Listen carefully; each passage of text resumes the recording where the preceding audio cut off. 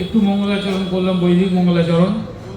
এটা এই সংস্কৃত হচ্ছে আমাদের দিদিমার ভাষা, কেননা সংস্কৃত থেকে সৃষ্টি হয়েছে বাংলা।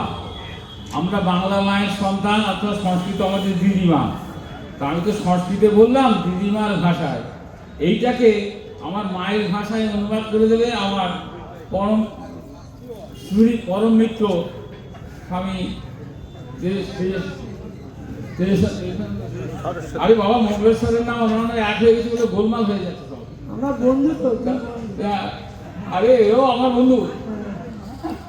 যাই হোক, সেই উনি আমার মায়ের ভাষায় অনুবাদ করে দেবেন। আমি কিন্তু সত্যি সত্যি বাংলা ভালো বলতে পারি না, যেহেতু বেনারসে পড়াশোনা করেছি তো হিন্দি মাধ্যমে, বাংলাটা উনি ভালো করে বলে দেবেন।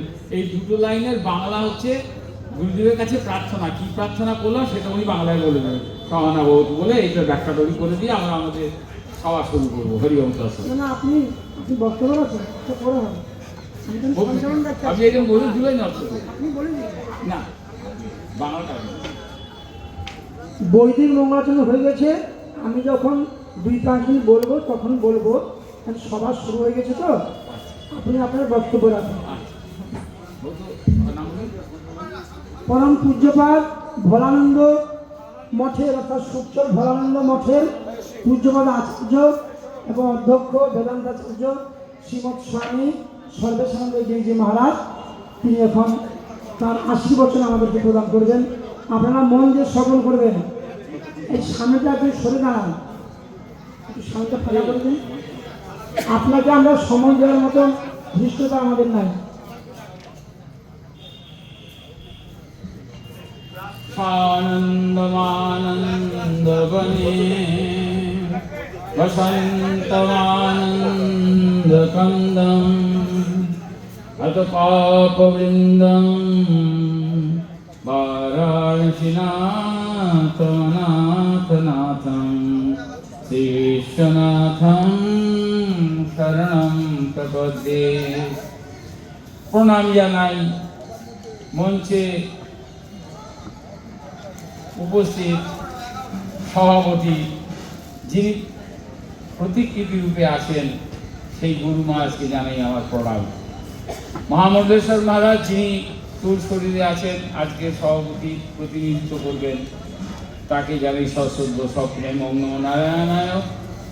জঙ্গম তীর্থ স্বরূপ মহাত্মাবৃন্দকে জানাই সশ্রদ্ধ সপ্রেম ওম নমো নারায়ণায়। উপস্থিত ভক্তমণ্ডলীকে জানাই হার্দিক শুভেচ্ছা। আশা করেই শুনলাম আজকে 42তম মিলন উৎসব। 42তমটার উপরে ওনারা বলবেন, মিলনটার উপরে বলবেন। আমি একটু উৎসবের উপরে বলি, কেন সময়টা বেঁধে দেয়নি বলে যে একবার অভ্যন্ত সময়, তা কিন্তু নয়।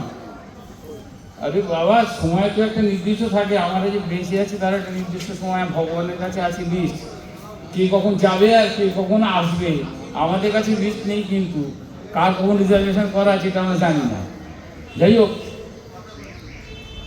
উৎসব এই শব্দের অর্থটা কিন্তু এখন আমাদের, কালকেও বলছিলাম, কালকে আমাদের শিলিগুড়ি সঙ্গে একটা অনুষ্ঠান হয়েছিল, সেখানে আমাদের উৎসব, আমাদের ধর্মটা এখন ঢুকেছে রান্নাঘরে, যেটা মায়েরা বিচার করে ঠিক করে দেয়, সেইটাই এখন আমাদের ধর্ম।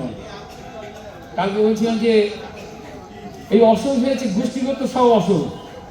এক বাড়িতে গেছি, গিয়ে দেখি বেলা 10টার সময় কি 11টার সময় পৌঁছেছি, গিয়ে দেখি ঠাকুর ঘর কাপড়ে চাপা ঢাকা দেওয়া। আমি ঠাকুর ঘরটা আমি দেখি যেটা কোন ঠাকুরের ভক্ত। যদি শিবের ভক্ত হয় তাহলে সেখানে শিবের গান লাগাইতে হবে, আর যদি গোপালের ভক্ত হয় গোপালের গান লাগাইতে হবে। আগে দেখতে গেলাম, গিয়ে দেখি তখন ঠাকুর ঢাকা দিয়ে বসে আছে। বলছি তো এই বর্তমানে কোন ঠাকুর আছে? গোপাল ঠাকুর আছে, শিব ঠাকুর আছে। এখন ওঠেনি? বলছে না ওঠেনি, আমাদের অসুখ হয়েছে, আমাদের সবার কাল ওষুধ। কবে থেকে? বলে এই দিন সাথে আগে থেকে হয়েছে, আর গোপাল ঠাকুর কবে থেকে শুরু আছে বলে কালকে থেকে। বাংলাদেশে কে মরে গেছে তার খবরটা যেই পেয়েছে সব গুষ্টি করতে সবার হয়ে গেছে কালকে। এটা কোন শাস্ত্রে আছে? বাইরে রান্নাঘরে মায়েরা বলে দিয়েছে তোমার এখন